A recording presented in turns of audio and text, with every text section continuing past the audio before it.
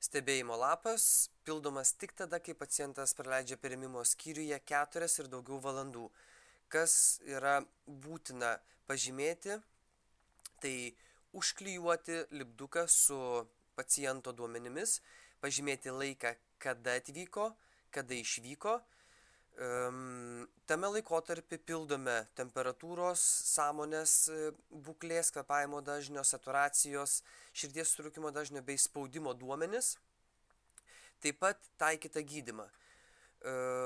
Pabaigoje pažymime, ar pacientui pagerėjo, pablogėjo, nepakito.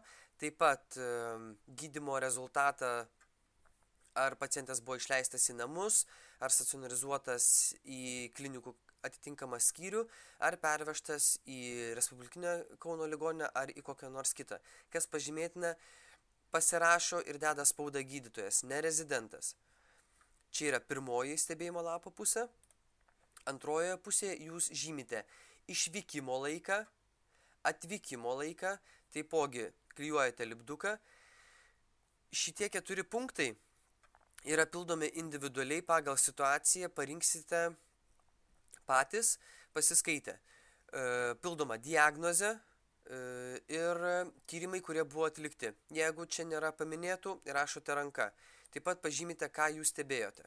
Ir vėlgi pasirašo gydytojas, ne rezidentas. Tiek.